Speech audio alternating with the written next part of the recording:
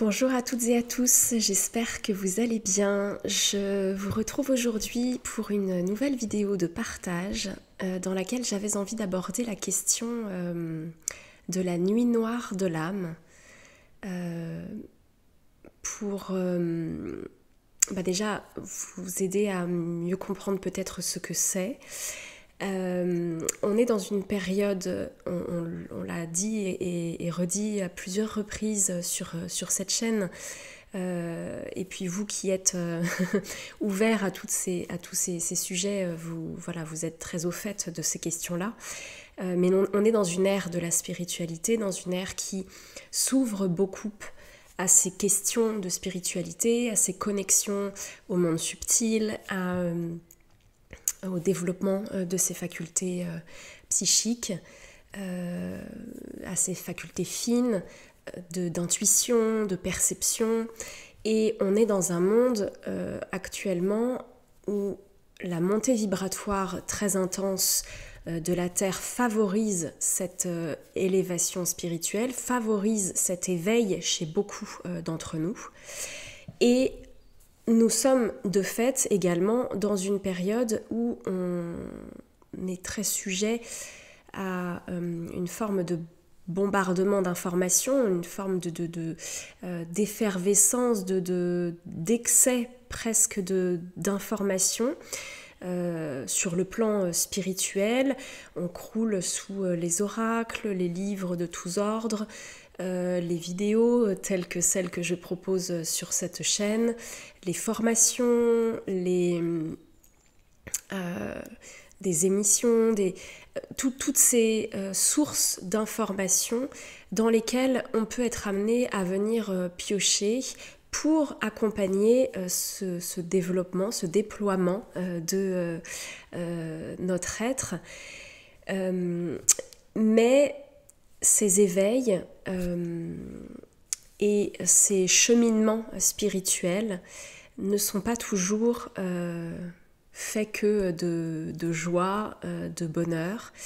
Il y a aussi parfois des écueils sur cette route et des traversées qui peuvent être plus ou moins sombres et plus ou moins difficiles à appréhender et dans lesquelles ce chemin de transformation nous invite en tout cas à nous confronter.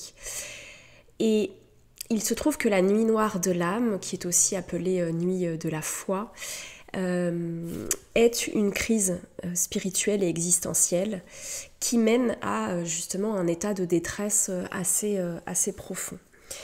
C'est une phase dans la vie durant laquelle en fait on va remettre en doute tout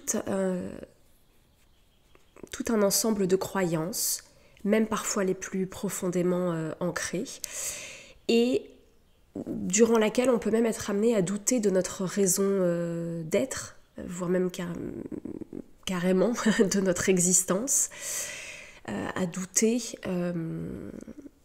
de tout ce que l'on a pu construire ou connaître jusqu'alors dans nos vies. Donc c'est une période qui est particulièrement déstabilisante, avec une profonde perte de sens, qui peut entraîner un désespoir assez profond, et durant lequel on se sent perdu, souvent assez seul, et surtout où on va se sentir profondément déconnecté de soi et du monde qui nous entoure. Et c'est parce que c'est une phase justement durant laquelle on se sent profondément désemparé, sans arriver souvent à entrevoir plus clairement dans quelle direction avancer, quelles orientations donner à sa vie, l'impression que tout ce qui a été n'a plus de sens, mais qu'on ne sait pas vraiment vers où on va pour autant. Eh bien c'est la raison pour laquelle j'avais envie de vous en parler un petit peu aujourd'hui aussi, pour justement pouvoir peut-être accompagner certaines personnes qui pourraient avoir traversé sans s'en être rendu compte, sans le savoir, une nuit noire de l'âme, parce que mettre du sens sur ce que l'on a vécu, ça peut être profondément libérateur et permettre justement de mettre en place peut-être des choses qui peuvent éviter une nouvelle traversée, parce qu'on n'en fait pas forcément qu'une seule dans sa vie, on peut être amené à en faire plusieurs. Alors, même si ça n'est pas une obligation de passer par une nuit noire de l'âme dans sa vie, néanmoins, de plus en plus de personnes s'éveillent, et donc de plus en plus de personnes peuvent être amenées sur leur chemin à expérimenter une nuit noire de l'âme de façon plus ou moins intense. Ça peut être pour certains plus rapide, plus éphémère, et puis pour d'autres ça peut être une traversée très longue et très, très profonde, très éprouvante, et voilà, j'avais envie de vous donner quelques clés de compréhension, en tout cas ici aujourd'hui, quelques clés peut-être aussi pour vous aider à trouver un chemin vers la sortie de ce tunnel un peu sombre qui est, comme son nom l'indique, la nuit noire de l'âme.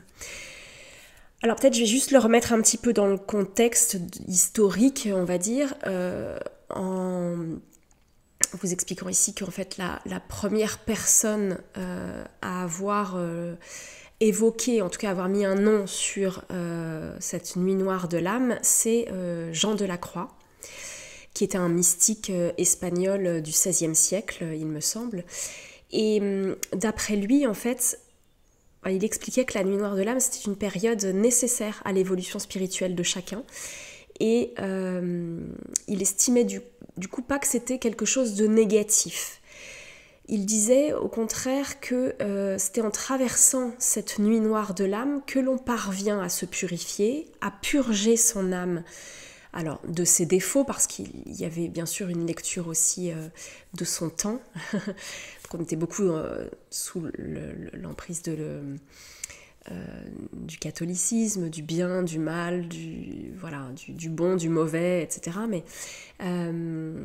Mais que finalement, cette sorte de purge, de purification de l'âme qui est à l'œuvre durant la nuit noire de l'âme, selon lui, est destinée à enrichir la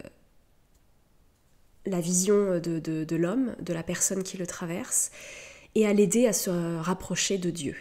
C'est pour ça qu'on parle aussi de crise de nuit de la foi, parce qu'il y a vraiment une notion justement de foi, de reliance à l'univers, à la source, à ce monde dans lequel on évolue.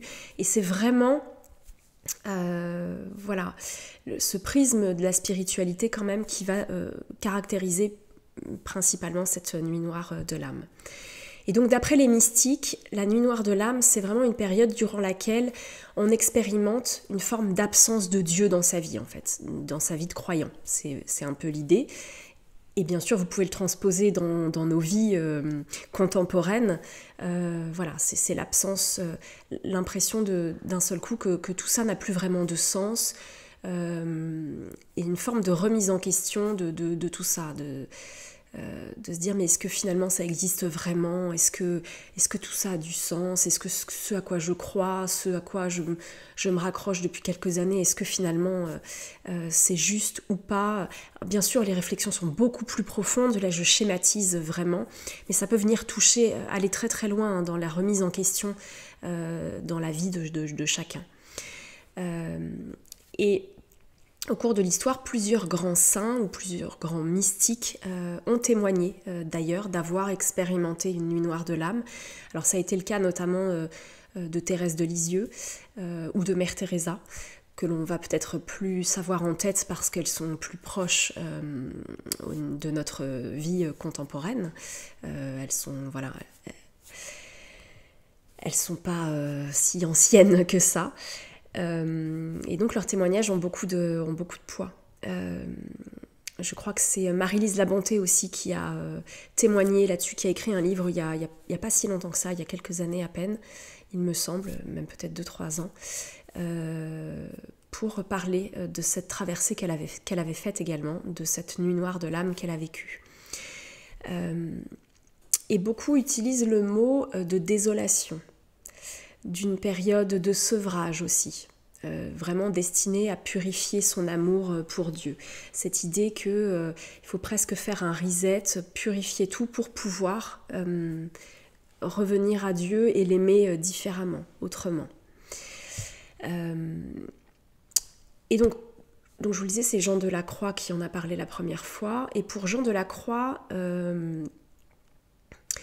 il y a 3 étapes, 3 phases dans la nuit noire de l'âme. La première, c'est la nuit de l'intelligence, ce qu'il appelle la nuit de l'intelligence, durant laquelle en fait on met en doute nos croyances, notre foi, cette idée aussi que nous ne comprenons plus Dieu ni sa manière de nous accompagner, de nous guider dans cette vie. Ensuite, il parle de la nuit du cœur, dans laquelle on traverse généralement un profond sentiment de tristesse, de la peur également, du désespoir, un sentiment intense de solitude aussi, l'impression d'être totalement en déconnexion et en décalage avec le monde qui nous entoure, autant qu'avec soi d'ailleurs. Et la dernière, pour lui, c'est la nuit de la volonté, parce qu'elle se caractérise par une intense perte de motivation, en fait, d'envie, d'énergie. Cette idée qu'on ne parvient plus à ce moment-là à faire les choses, à mettre les choses en action, même celles, ou en tout cas à trouver de l'appétence pour les choses, même celles qui nous plaisaient jusqu'alors et qui pourtant étaient un moteur dans notre vie, ce qui nous animait. Il y a vraiment dans la nuit noire de l'âme des activités, des sources d'intérêt, des centres d'intérêt pour lesquels on ne trouve plus aucune appétence, aucune envie, aucune motivation. Donc voilà un petit peu brièvement pour replacer cette notion de nuit noire de l'âme dans son contexte historique, si je puis dire. Et alors maintenant, on va regarder peut-être un petit peu qu'est-ce qui peut être des éléments déclencheurs ou déclenchants pour une nuit noire de l'âme. Et en premier lieu, donc je vous le disais, la nuit noire de l'âme, c'est la résultante vraiment d'une évolution intérieure et spirituelle. Ça, c'est vraiment un point essentiel. Et c'est d'ailleurs, je vous le disais aussi, ce qui va la différencier d'autres crises personnelles, telles que la dépression, la crise existentielle ou la fatigue spirituelle ou ce fameux burn-out spirituel dont on peut entendre parler, qui lui va être justement plus en lien avec cette overdose dont je parlais, cette hyper-sollicitation, le fait aussi que l'on peut être amené à vivre beaucoup de... je vais pas trouver mon mot... d'incitation à faire les choses de telle ou telle manière, à manger de telle ou telle façon, vous savez, ces sortes d'injonctions, voilà, je cherchais le mot, qui disent que si on est spirituel, il faut être absolument dans la pensée positive, qu'on ne doit pas réagir de telle ou telle manière, qu'il faut pratiquer régulièrement, qu'il faut absolument, il faut faire ceci, faire cela, et en fait on finit par être submergé. En plus, les informations que l'on reçoit ne sont pas toujours les mêmes en fonction des sources que l'on consulte, et il peut y avoir à un moment donné une sorte d'overdose. C'est un peu le mot qui s'impose, mais c'est un peu l'idée, qui peut entraîner en effet une fatigue intense, et donc cette sorte de burn-out spirituel. Alors ça peut être un élément aussi dans la nuit noire de l'âme, mais pas que. Voilà, c'est-à-dire que la nuit noire de l'âme va être plus profonde que cette simple notion de fatigue spirituelle ou d'overdose, de débordement, qui, elle, en faisant une pause, alors bien sûr, plus on va loin, plus c'est dur de s'en remettre. Je ne suis pas du tout en train de dire que la dépression, bien au contraire, que la crise existentielle ou que la fatigue spirituelle ou le burn-out spirituel, c'est pas grand-chose, pas du tout, hein, bien sûr. Et ce que je veux dire, c'est que la nuit noire de l'âme va aller piocher des caractéristiques à la fois dans la dépression, dans la crise existentielle et dans la fatigue spirituelle, mais qu'elle se différencie parce qu'elle est à la fois tout ça et un peu plus encore Voilà. Il y a des, enfin, en tout cas, voilà, il y a des différences. L'idée pour moi ici, ça va pas être de vous expliquer les différences entre chaque élément. Mais en tout cas, gardez en tête que ce qui vraiment va faire la différence, par exemple avec une dépression, c'est vraiment cette dimension spirituelle. Et cette idée qu'on reste conscient quand même justement de ce chemin d'évolution, qu'il y a quelque chose à traverser. Quand on est en dépression, il y a un moment donné où on ne voit même plus la lumière au bout du tunnel, où on n'arrive plus à entrevoir. Voilà, donc il y a quand même une forme de conscience de ce qui est à l'œuvre dans la nuit noire de l'âme, où on reste conscient que finalement quelque chose est en train qu'il y a une transition, qu'il y a quelque chose qui est en train de se transformer, de se défaire pour... Donc il y a des traits dépressifs, mais voilà, c'est autre chose. Pour accéder à autre chose derrière. On a cette notion quand même que quelque chose derrière est possible. Et puis, par rapport à la crise existentielle, disons que ça va justement, encore une fois, la différence, c'est cette dimension spirituelle, parce que c'est pas juste une remise en question de certains aspects de notre vie, c'est vraiment une remise en question profonde de notre être, de nos croyances, de notre foi, de cette reliance à autre chose.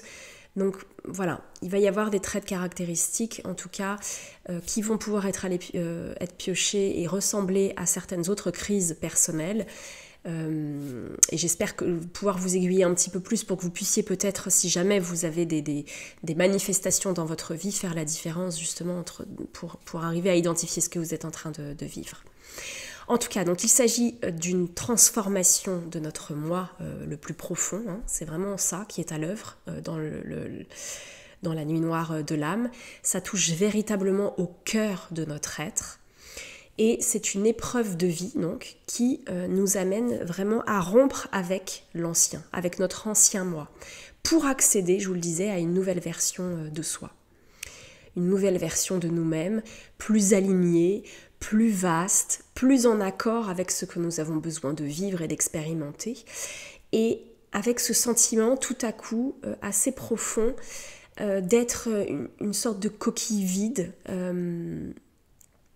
qui ne parvient plus vraiment à trouver de sens au monde dans lequel elle évolue, qui se sent tout à coup en profond décalage avec ses sources donc d'intérêt, ses relations amicales parfois ou sociales, avec ses envies, avec ses projets. Il y a vraiment d'un seul coup une forme de déconnexion dont on ne comprend pas forcément l'origine et la source. Et c'est justement ce qui est particulièrement déstabilisant et souffrant d'ailleurs aussi pour la personne qui le vit et aussi pour les personnes qui l'entourent, parce qu'il y a cette forme d'incompréhension souvent dans cet aspect vraiment soudain de remise en question de tout ce qui était source d'épanouissement jusqu'alors, de tout ce qui a été construit, de tout ce qui a été instauré dans sa vie. C'est comme si d'un seul coup tout s'écroulait, quoi. Tout s'écroule, plus rien n'a vraiment de sens, plus rien n'a vraiment d'appétence, de goût. Et il y a vraiment cette idée que on se sent un peu perdu, quoi. Et donc elle peut vraiment survenir comme ça, de façon assez soudaine, sans raison apparente. Mais il peut aussi néanmoins y avoir des éléments déclencheurs. Et notamment, ça peut être tout ce qui est événement traumatique ou gros choc émotionnel. Ça peut être donc par exemple la perte d'un être cher, la perte d'un emploi ou un licenciement un peu brutal, une séparation amoureuse. Ça peut être aussi un accident de voiture par exemple, ou une maladie, un déménagement, ou tout événement finalement de la vie qui peut s'avérer bouleversant ou déstabilisant. Ça peut être un élément déclencheur qui à un moment donné va amorcer cette forme de désillusion dans notre vie. Cette impression que d'un seul coup, tout ce qui composait notre vie jusqu'alors n'a plus vraiment de sens, qu'on n'en comprend plus vraiment l'origine, et cette sensation aussi d'être un peu abandonné par les plans subtils, de ne pas comprendre comment un Dieu peut exister alors qu'on est amené à vivre des choses aussi souffrantes dans notre vie. Et tout ça va venir exploser quelque chose à l'intérieur de la psyché humaine, va venir faire voler en éclats finalement tout ce qui jusqu'ici participait à une forme d'équilibre ou à une forme oui, tout ce qui participait à nos croyances, en tout cas ce qui nous permettait de nous construire, tout ce qui était le socle de la vie que l'on s'était construite. Voilà, mais je vous le rappelle, ça peut malheureusement aussi survenir sans raison. Alors, malheureusement ou heureusement qu'il n'a pas besoin forcément de traverser des chocs ou des choses souffrantes ou difficiles dans sa vie pour traverser une nuit noire de l'âme. Même si je dois déjà l'évoquer ici, mais c'est lorsque ça arrive plutôt une bénédiction parce que ce choc, ce bouleversement brutal dans nos vies et soudain va vraiment permettre une mise à nu profonde et va vraiment permettre de réenvisager qui l'on est, quelle vie on a d'une manière différente. Si ça survient dans notre vie, c'est bien souvent que quelque chose a besoin d'être transformé, quelque chose a besoin d'un souffle nouveau. Alors bien sûr, c'est difficile de parler de bénédiction et d'aspects positifs quand c'est si douloureux à traverser, parce que c'est vraiment quelque chose de difficile à traverser, de souffrant pour la personne qui le vit. Et c'est essentiel ici de le rappeler et de l'entendre et de le... Voilà, vraiment on ne remet pas cette notion-là en question. Mais c'est toujours pour plus, pour beaucoup de mieux dans sa vie derrière. Voilà, c'est peut-être aussi quelque chose qui peut être important à dire si jamais vous avez le sentiment de traverser cette forme de désert spirituel, de nuit noire de l'âme. Sachez que ça prend fin à un moment donné, même si certains mystiques disent l'avoir expérimenté de très longues années durant, mais je crois que la période dans laquelle on est aujourd'hui favorise aussi des transformations plus rapides et des traversées plus éphémères, si je puis dire, de ce type d'épreuve, parce que voilà, les vibrations favorisent ça. Donc voilà. Et qu'il y a des clés aussi pour aider à le conscientiser. Déjà d'en prendre conscience, ça peut être assez aidant. Et puis pour aider à traverser ça le mieux possible, entre guillemets. Alors maintenant, pour vous aider peut-être à reconnaître certains symptômes ou signes qui peuvent être donc ceux d'une nuit noire de l'âme, il faut savoir qu'il y en a de nombreux. Et que l'idée ici, c'est pas de faire une généralité, parce qu'il y aura aussi autant de modes d'expression, de signes ou de symptômes qu'il y a de personnes sur cette terre. Donc l'idée, ça n'est pas de faire une généralité, c'est simplement de vous donner un petit peu un certain nombre d'éléments, en tout cas, qui ont l'air d'être assez courants, en tout cas les plus courants que l'on peut être amené à ressentir à l'occasion d'une nuit noire de l'âme. Donc tous ne sont pas nécessairement vécus ou ressentis, et la liste n'est absolument pas exhaustive non plus. Je vais en évoquer un certain nombre qui me viennent à l'esprit, mais voilà, il peut y en avoir d'autres, hein. Il est possible que j'en oublie, il est possible aussi que certains soient vécus parce que ça correspond à la spécificité de qui vous êtes, de votre histoire, de ce que vous avez traversé, de la manière dont vous envisagez votre spiritualité, votre reliance au monde subtil. Enfin voilà, toutes ces notions-là font que bien sûr, nous sommes tous des êtres individuels, uniques, et de fait, nous avons tous des modes de réaction, des façons de vivre et d'entrevoir les choses qui sont uniques elles aussi. Donc voilà. C'est vraiment à titre indicatif pour vous aider peut-être à comprendre ce qui se joue ou ce qui se vit ou ce qui a pu se vivre ou ce qui peut peut-être un jour être amené à se vivre dans votre vie. Je vous le souhaite pas bien sûr, mais donc j'en ai évoqué déjà un certain nombre, mais il y a cette sensation notamment de vide intérieur, de désespoir profond, un sentiment presque d'absurdité, de se dire mais enfin c'est n'importe quoi. Voilà, finalement, est-ce que c'est... Enfin, voilà. C'est déjà des choses, je crois, quand on chemine sur le plan spirituel, que l'on peut être amené à se poser de temps en temps, quand on prend un peu de recul, il y a des fois où on se dit, mais c'est n'importe quoi, en fait. Comment est-ce que l'on peut se relier à des choses invisibles? Est-ce que vraiment ça peut exister? Voilà, il peut y avoir cette sensation un peu d'absurdité et d'idée que c'est complètement fou, en fait, et que, voilà, que c'est d'un seul coup une sorte voilà, d'incohérence dans ce en quoi on croit. Une perte d'intérêt aussi, je l'ai mentionné, pour tout ce qui jusqu'ici plaisait, nous animait, nous donnait envie. Donc une perte d'intérêt vraiment pour, même aussi pour des choses du quotidien. D'un seul coup, il y a presque plus d'intérêt à se lever le matin, plus tellement d'intérêt à faire les tâches que l'on pouvait avoir l'habitude de faire.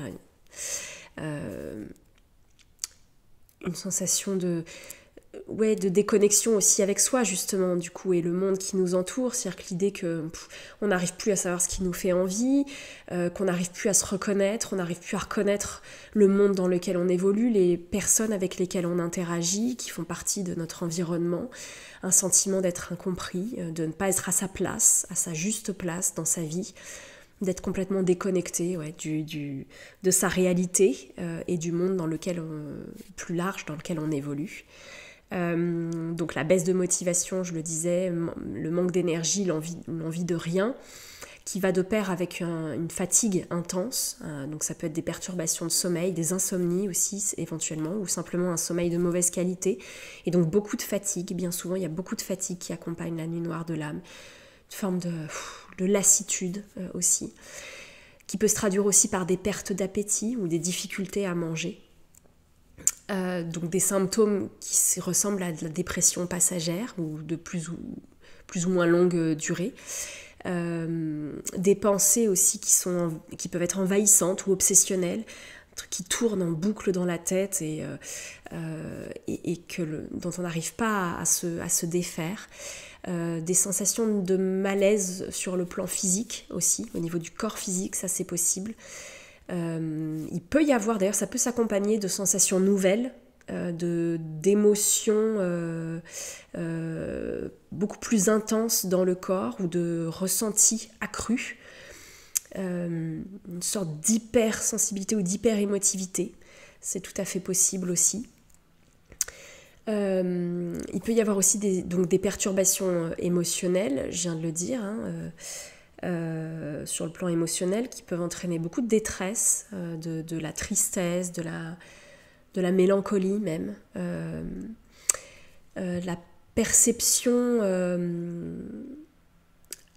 accrue donc des énergies des lieux aussi dans lesquels vous vous trouvez. Il peut y avoir en tout cas une sorte d'exacerbation des ressentis subtils quand même, étonnamment. Une baisse de confiance en soi, bien souvent, de la difficulté à se concentrer aussi. Qu'est-ce que j'ai pu ne pas évoquer? Donc j'évoquais la perte de sens, de la difficulté à prendre des décisions, à se projeter dans le futur, le fait de se sentir un peu perdu, sans but, sans vraiment capacité à s'entrevoir dans un futur éventuel.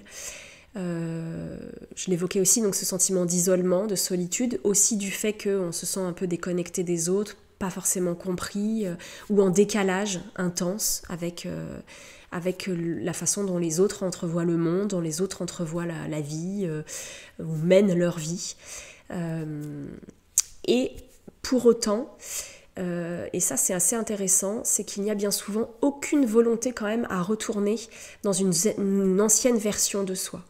Il y a cette sorte en même temps presque de certitude que la version que l'on était d'avant nous, avant l'éveil, on va dire, avant que l'on s'ouvre à toutes ces notions spirituelles, on n'a pas du tout envie d'y retourner, qu'on n'a pas du tout envie de le revivre pour autant. Voilà, donc il y a cette sorte de remise en question quelque part un peu de toutes ces notions spirituelles, d'un seul coup de se sentir perdu, de plus trop savoir où est la vérité, ce qui est juste, ce qui est faux, l'impression d'être en complète perte de sens, et en même temps sans avoir, avec une forme quand même de certitude intérieure que l'on ne veut pas retourner dans la version ancienne de nous-mêmes. Donc c'était assez ambivalent, mais voilà, c'est ce qui crée aussi le côté très inconfortable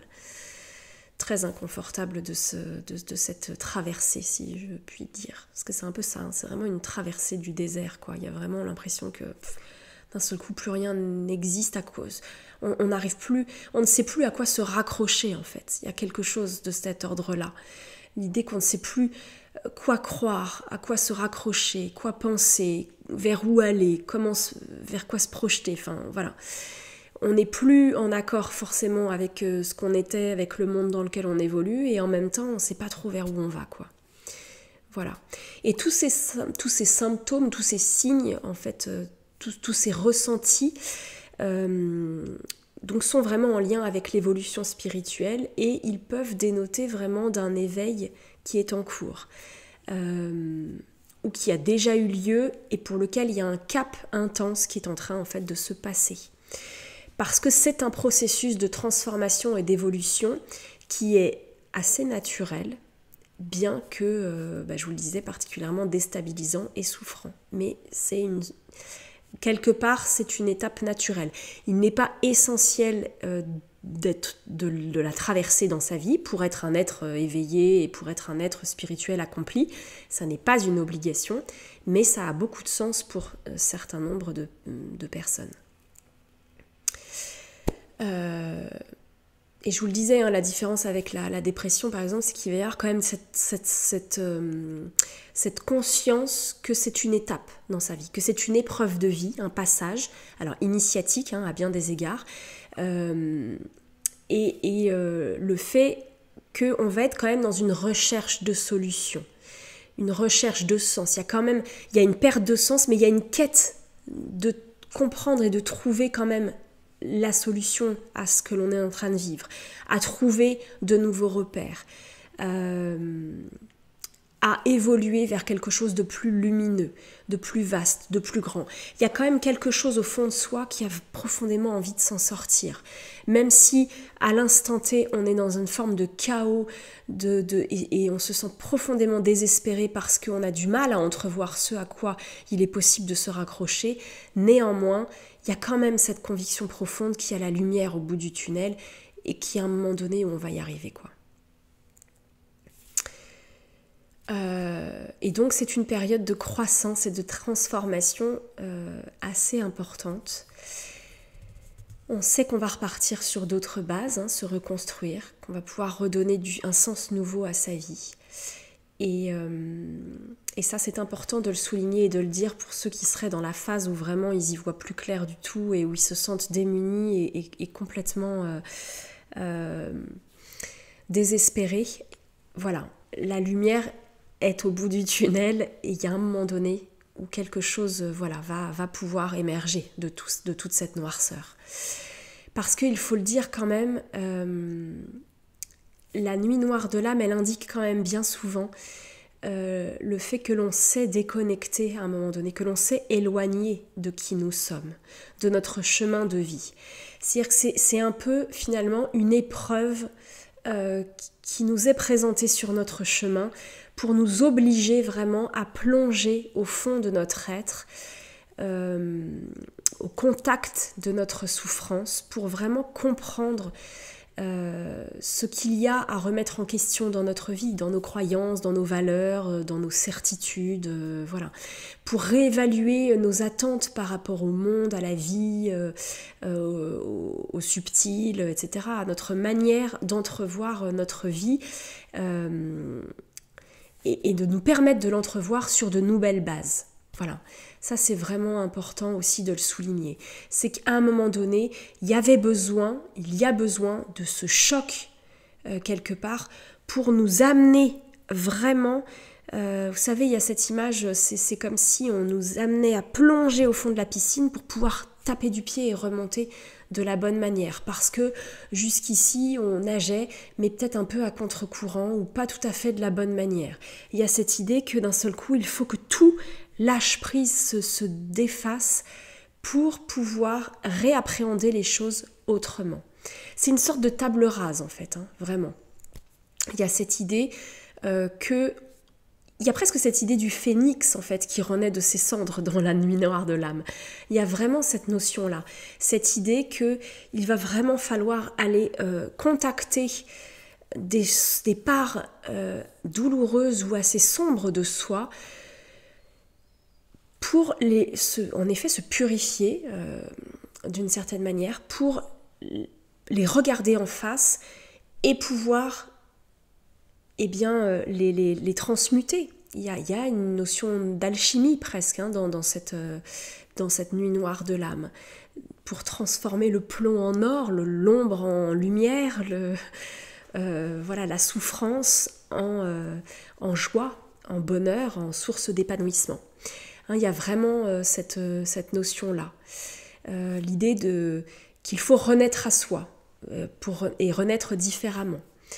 Et le retour à la lumière se fait vraiment de manière plus lumineuse, plus authentique, et aucunement dans une continuation de ce qui a été, de ce que l'on pouvait être jusqu'alors, de ce qui a pu exister auparavant dans notre vie, avant la nuit noire de l'âme, j'entends.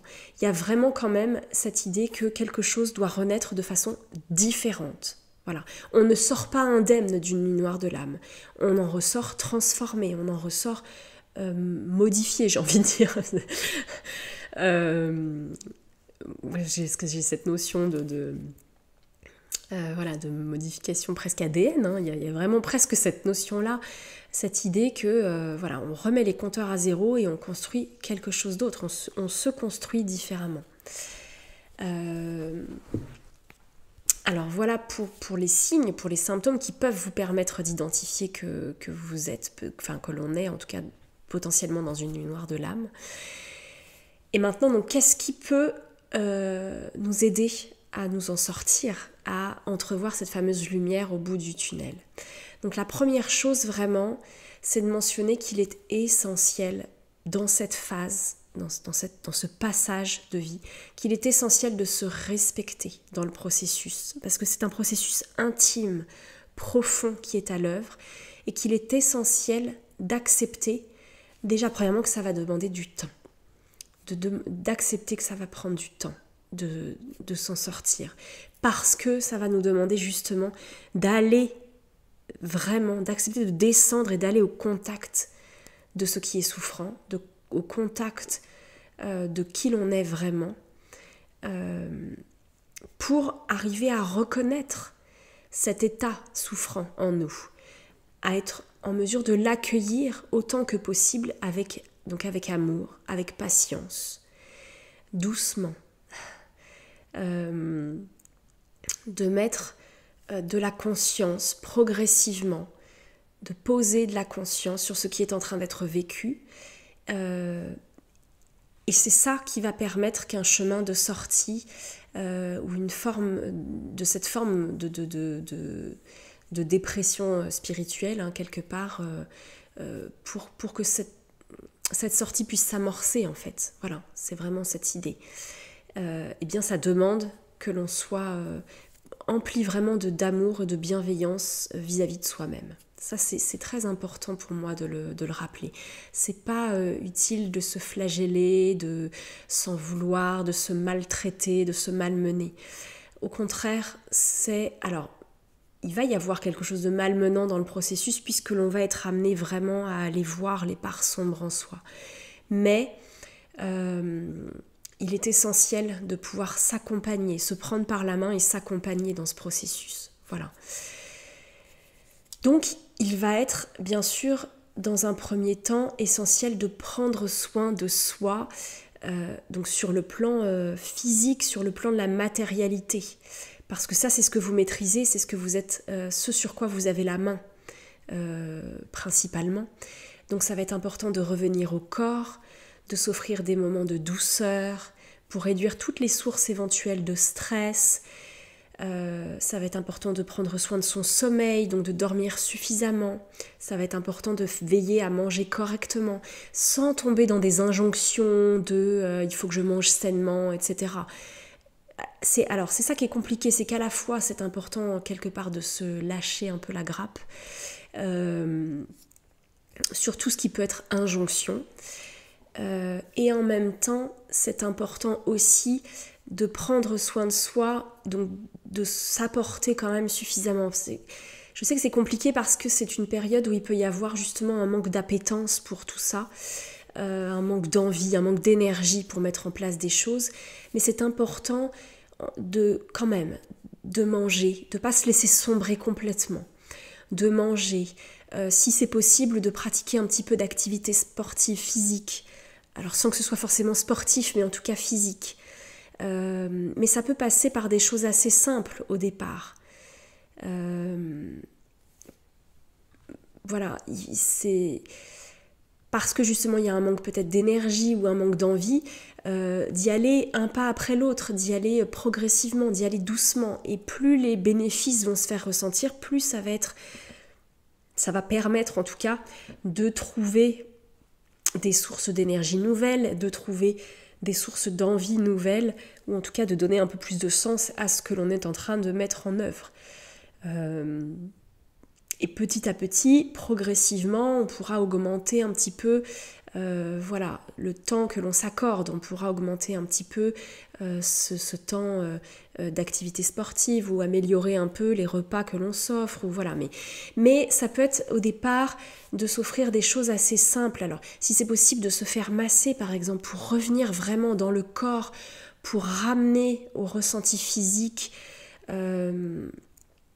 pour détendre, dénouer les nœuds, tout ce qui peut être cristallisé dans le corps. Ça peut être aussi de danser, de crier, de s'exprimer pour décristalliser tout ce qui, justement, n'a pas pu s'exprimer.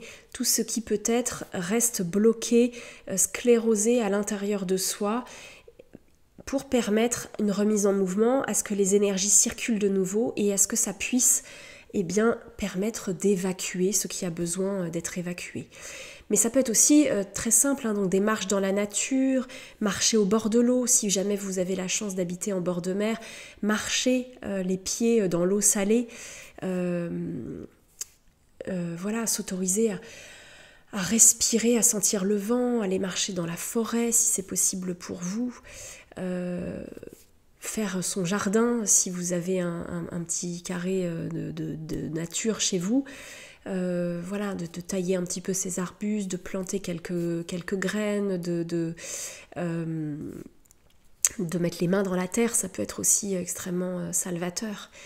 Ça peut être aussi l'écriture, d'écrire, ça peut être aussi un exutoire intéressant qui peut permettre de se délester de ces pensées sombres ou négatives, de ce qui vous vient, sans vous mettre encore une fois de pression. Simplement vous écrivez ce qui vient, voilà comment je me sens aujourd'hui, voilà ce à quoi je pense. Le simple fait de l'écrire sur un papier, ça vous permet de l'inscrire à l'extérieur de vous, de le poser, de le déposer à l'extérieur de vous, et quelque part de vous en délester, de vous alléger de ce qui peut peser et alourdir. Mais c'est valable pour toute forme d'art, finalement. Ça peut être de dessiner, de peindre, de faire de la musique, de chanter. Et tout ce à quoi je ne pense pas là sur le moment, mais tout ce qui peut être forme d'expression physique, d'expression artistique, peut être vraiment une aide intéressante et salvatrice dans ce processus.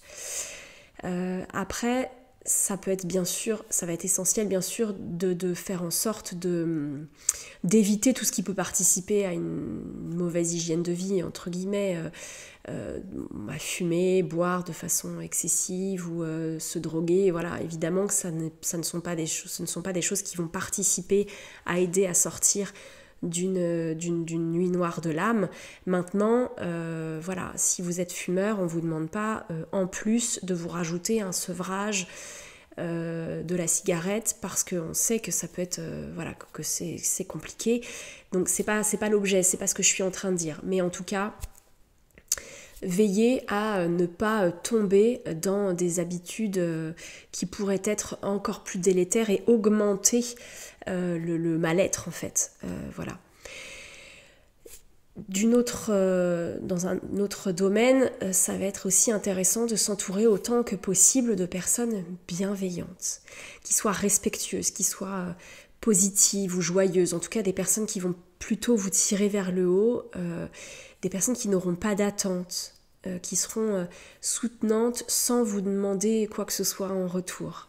Voilà, si vous avez des personnes qui sont capables de ça dans votre entourage, qui sont capables de vous entendre, de vous accueillir là où vous êtes, tel que vous êtes, sans jugement, eh bien ça peut être vraiment une aide très soutenante que de vous entourer de ces personnes-là, de les laisser en tout cas vous accompagner. Parce que parler de ce que l'on vit, ça peut permettre aussi de prendre une forme de recul sur la situation, de se décharger aussi, encore une fois, de se délester de ses pensées ruminantes, obsédantes, parfois de le confier à quelqu'un.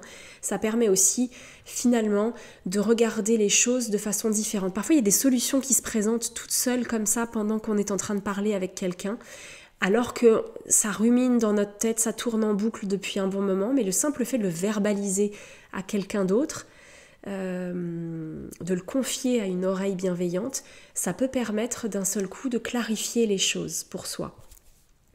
Et bien sûr, ça peut aussi être très aidant de consulter un thérapeute. Voilà, ça peut être nécessaire pour en tout cas être accompagné, pour nous aider à réguler nos émotions, pour poser plus de conscience ou de compréhension sur ce qui justement se vit à l'instant T, sur ce qui est à l'œuvre, pour se sentir simplement entouré, soutenu, compris. Voilà, ça peut être, encore une fois je le dis, ça peut, c'est pas toujours, c'est pareil, il y a des formes de thérapie ou des thérapeutes qui n'auront peut-être pas la bonne approche, donc surtout écoutez-vous, ou surtout respectez-vous dans ce processus. Si vous sentez que ça ne matche pas forcément avec la personne avec laquelle, que vous êtes allé voir, ou que le mode thérapeutique que vous avez choisi vous convient pas et que vous n'avez pas le sentiment finalement que ça vous allège ou que ça vous aide, c'est important aussi de se respecter et de se faire passer soi avant les conventions sociales et autres. Et puis, il est essentiel d'essayer de se convaincre, en tout cas, ou de se convaincre que c'est une étape de vie, que c'est temporaire, que ça mène à une autre étape derrière, à autre chose, à une vie plus alignée, plus épanouie, plus authentique pour soi-même. Cette idée que vraiment, parfois, il faut accepter de déconstruire pour pouvoir rebâtir un édifice plus solide, plus haut. Cette idée que parfois il faut faire table rase, se défaire de l'ancien, il faut accepter d'abandonner de vieux schémas pour renaître à soi-même avec force, avec foi, avec conviction et avec une vision du monde et de la vie et de soi toute nouvelle. Parce que la croissance, et la croissance spirituelle notamment, en fait elle est jamais linéaire. Elle est faite de haut et de bas, toujours. Et parfois, en fait, la croissance, je vais parler de croissance spirituelle ici parce que c'est le sujet, mais la croissance, elle est pas comme ça en ligne droite. Il y a des montées, et puis il y a des creux, et puis ça monte à nouveau, et puis à nouveau il y a des creux, et ça monte un peu plus haut. Et chaque fois, ça remonte un peu plus haut. C'est ça qui est important de retenir. Mais il y a des fois où on a l'impression de régresser. Il y a des fois où on a l'impression de revenir en arrière. Il y a des fois où on a l'impression de plus avoir finalement autant de perception qu'on en avait. Et c'est normal. C'est que vous êtes en train de passer un cap. C'est que vous êtes en train, quelque part, de reculer pour mieux sauter. Vous savez, pour pouvoir aller loin, parfois il faut prendre de l'élan. Donc il faut reculer, il faut prendre de la distance pour pouvoir courir et sauter plus loin que la fois précédente. Voilà, c'est un petit peu cette idée. Voilà, si je peux l'imager d'une certaine manière, c'est un petit peu ça. Que parfois, il faut déconstruire ou chuter pour pouvoir monter plus haut. Voilà. Et donc il va être important de se raccrocher à l'idée qu'une sagesse aussi, cette idée qu'une sagesse plus élevée que la nôtre veille sur notre plus grand bien et œuvre à nos côtés. Même si on est dans une crise spirituelle, qu'on est en train de remettre en question l'existence, pourquoi pas, d'un monde subtil, etc. Il y a un moment donné où ça va revenir, ça. Et c'est important de se raccrocher quand même à cette idée que vous n'êtes pas seul dans le processus, que si ça se présente, c'est que c'est salvateur sur votre chemin, et que une conscience, une sagesse en tout cas plus élevée, veille sur vous et vous accompagne sur le chemin. Et donc c'est peut-être important de demander de l'aide, pour pouvoir y voir plus clair, pour que des clés de compréhension, des clés de cette sortie du tunnel, d'accès à la lumière, puissent vous parvenir. C'est important aussi quand même de revenir à une forme de foi dans cette crise de la foi. Mais voilà, gardez en tête que nous ne sommes jamais seuls, vraiment. Et que nous sommes au contraire merveilleusement accompagnés et guidés, et que rien n'arrive par hasard ou sans raison. Voilà. Qu'il y a nécessairement dans ce qui est vécu une expérience et des compréhensions salvatrices à en retirer et qui sont nécessaires sur notre chemin d'évolution. Qu'est-ce que je voulais vous dire d'autre sur le sujet ? Je suis un peu longue, je suis désolée, je pense qu'il y a aussi pas mal de répétitions, mais parce que voilà, c'est un sujet qui est vaste et qui peut s'exprimer de multiples manières, donc c'est pas évident d'arriver à le synthétiser de façon froide. Voilà, il faut que chacun puisse être entendu dans la multiplicité de ce qui est vécu et puisse être reconnu dans la multiplicité de ce qui est vécu. Parce que oui, accepter et accompagner finalement ce qui est à l'œuvre, l'effondrement de sa vie passée, ça va être c'est une étape importante et difficile à traverser. Donc c'est important d'avoir quelques clés pour pouvoir l'accompagner. Parce que le réflexe, c'est de réprimer. Le réflexe, bien souvent, quand on vit quelque chose de difficile et de souffrant, parce que c'est aussi ce que nos sociétés occidentales nous ont appris, c'est qu'on tait le symptôme, on va l'étouffer, on va le taire, plutôt que d'aller voir la source, la cause, l'origine de ce qui s'exprime. Et donc le réflexe, parce que c'est inconfortable et donc c'est humain en même temps, c'est de le réprimer. Et ce que nous demande finalement la nuit noire de l'âme, c'est au contraire d'aller voir ce qui se passe. Et d'aller voir ce qui se passe va permettre une résolution plus rapide de ce qui est à l'œuvre. Ça va aider vraiment à ce que ça se traverse plus rapidement et plus avec des clés de compréhension qui émergent plus rapidement. Parce qu'il y a des alors ça c'est un autre élément aussi, c'est que dans la nuit noire de l'âme, il y a souvent des aspects inconscients de notre esprit ou des traumas passés ou des aspects sombres de notre personnalité qui d'un seul coup peuvent émerger et s'exprimer. Et c'est aussi en ça que c'est une période extrêmement délicate. Et c'est en ça que c'est important de pouvoir faire un travail d'acceptation et d'exploration de ces parts sombres, de ces parts d'ombre, pour permettre une intégration et une libération vraiment profonde, riche, au cœur de l'expérience que l'on est en train de vivre. Pour que ça puisse se libérer, pour que ça puisse se dépasser, il faut s'y confronter. Voilà, en tout cas, ça aide grandement. Et donc sur ce point, c'est vrai que la lune noire de l'âme, c'est une opportunité vraiment de libération très intense et de guérison très intense d'anciens schémas, de blocages, de choses qui nous entravent de façon vraiment importante, qui entravent notre évolution personnelle et qui nous empêchent finalement de passer un cap, de devenir cet être spirituel que l'on aspire à devenir. En fait, c'est vraiment ça souvent, c'est que c'est une aide pour nous permettre vraiment de dépasser des blocages, des résistances, bien souvent très inconscientes, que l'on n'était pas encore prêt à affronter ou à regarder en face, mais que cette évolution récente, ou en tout cas cette période, cette étape de vie, nous permet d'aller voir, nous permet, avec les acquis que l'on a, avec la maturité que l'on a acquise dans notre vie d'une façon générale, pas forcément que sur le plan spirituel, fait que d'un seul coup, là, oui, il est temps, on est en mesure d'aller voir, et donc parfois ça se fait pas de façon très légère et de façon facile, mais parce que c'est nécessaire. Et en tout cas, ça va nous permettre vraiment de passer un cap très important. Et c'est aussi sur ce point qu'il peut être important de se faire accompagner aussi sur le plan thérapeutique pour permettre justement à ces transformations personnelles très profondes de se faire dans les meilleures conditions possibles pour soi.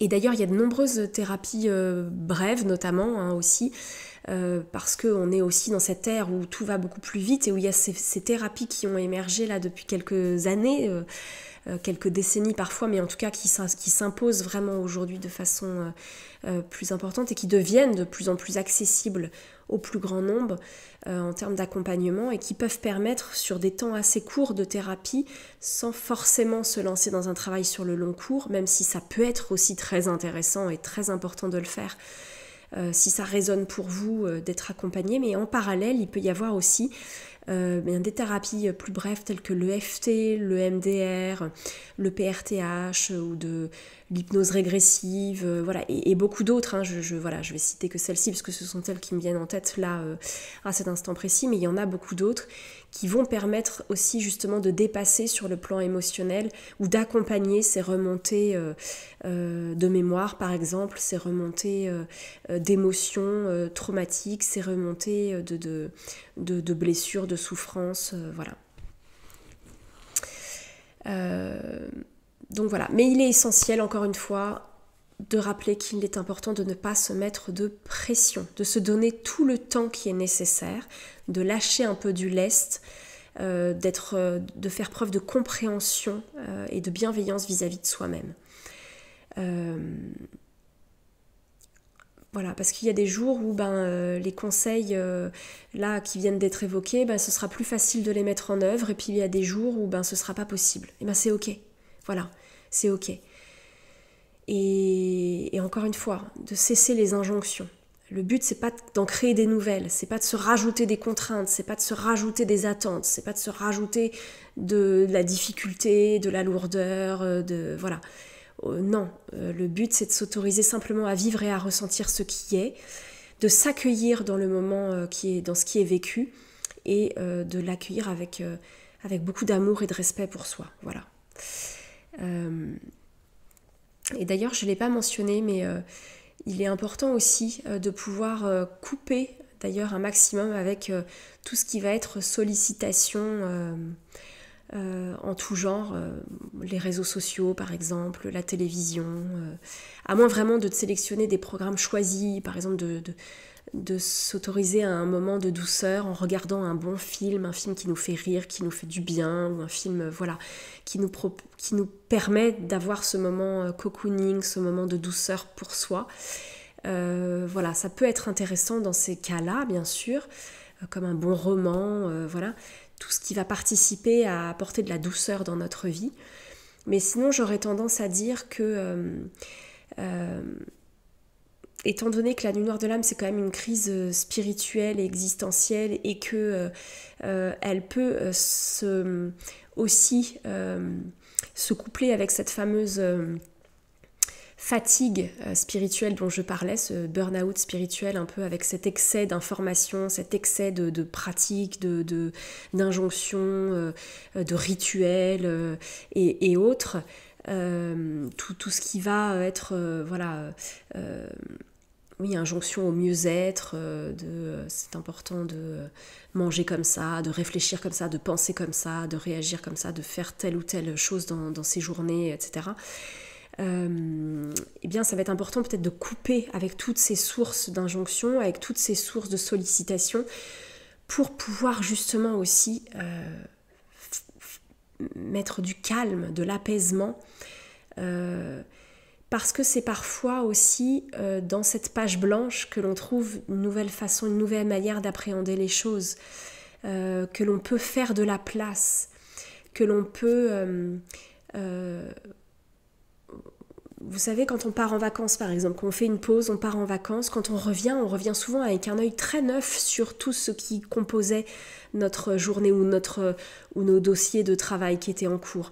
D'un seul coup, on va les appréhender avec une énergie nouvelle, avec un regard nouveau, et il y a des choses parfois sur lesquelles on bloquait parce qu'il y avait de la fatigue, parce on était la tête dans le guidon, comme on dit, on était tellement focus dessus qu'il y a des choses qu'on ne voyait plus. Et parfois, ou un week-end simplement, le fait d'avoir eu le week-end qui est passé, on a fait autre chose, on s'est diverti, on n'a plus pensé à tout ça, mais finalement quand on revient avec des intentions toutes neuves, on revient avec un regard tout neuf sur ce qui est. C'est un peu l'idée là, voilà. C'est un peu l'idée, c'est que le secret, c'est vraiment de pouvoir faire table rase, en effet, avec tout ce qui a été, avec tout ce dans lequel, tout ce dans quoi, voilà, j'arrivais pas à trouver, on baignait jusqu'alors, pour s'autoriser à laisser de la nouveauté émerger, à laisser une nouvelle expression, une nouvelle manière de vivre les choses s'exprimer, d'entrevoir les choses s'exprimer. Donc voilà, et encore une fois, je crois que vraiment le secret, c'est aussi le retour, la reconnexion au corps physique, de revenir à l'instant présent, de revenir au corps physique, de revenir au cœur de soi, de cesser de se projeter, d'anticiper, en tout cas de ne pas chercher à le faire. Voilà, de simplement vivre l'instant présent sans chercher à contrôler, sans chercher à projeter, avec cette sécurité intérieure que quelque chose va émerger, que d'un seul coup, quelque chose, on va avoir... Voilà, la bouée au milieu de la mer. Elle va se présenter, cette bouée. Quelque chose à quoi se raccrocher va émerger, va se présenter. Mais pour l'instant, c'est important de pas chercher la solution, forcément, mais de s'ouvrir au champ des possibles. De s'accueillir simplement dans l'instant présent, d'être à l'écoute de soi, de ce qui nous fait du bien, de ce dont on a envie.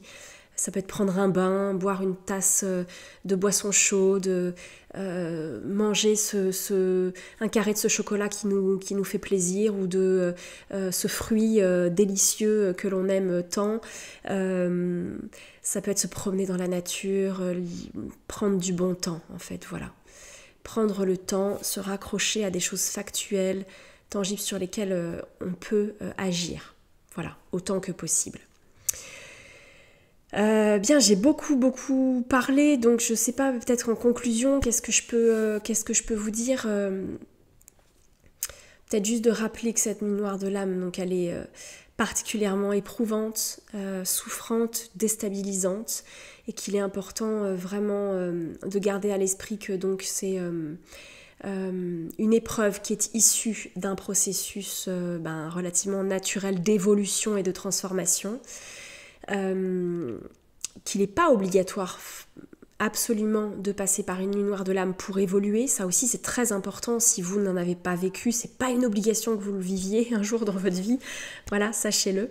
Mais que ça peut être un passage nécessaire pour certaines personnes pour parvenir à entrevoir leur spiritualité autrement, leur vie autrement, à établir une connexion plus fine ou plus directe, en tout cas avec leur moi supérieur, pour se permettre de devenir justement plus perceptif, plus éveillé, plus conscient dans sa vie.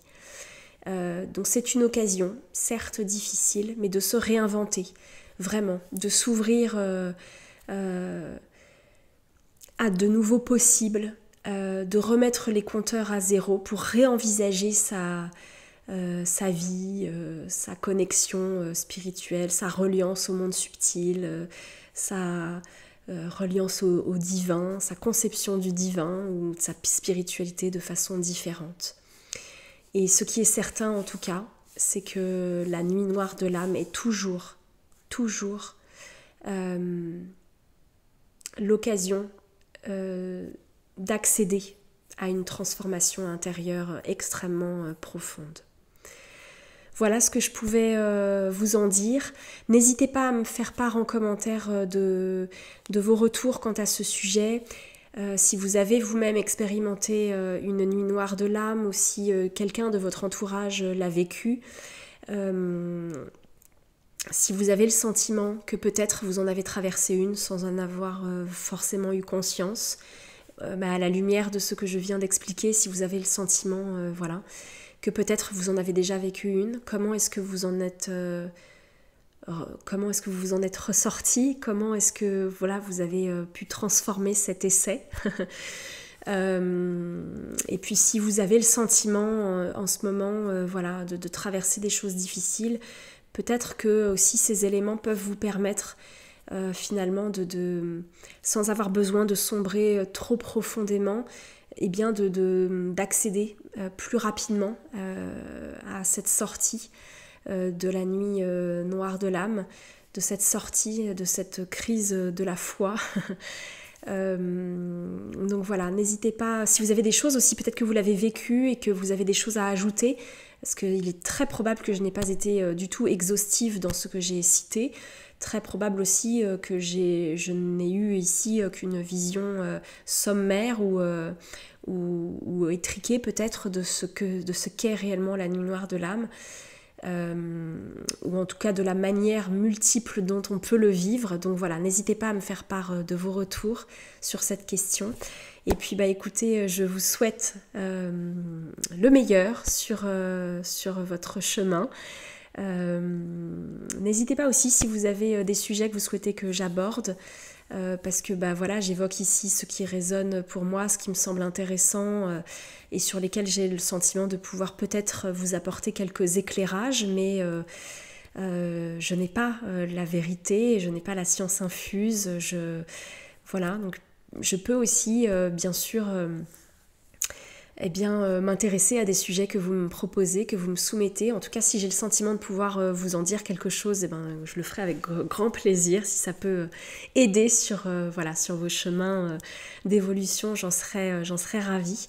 Et puis en attendant, prenez bien soin de vous. Je vous embrasse très fort et je vous dis à très vite pour d'autres contenus par ici. À bientôt. Au revoir.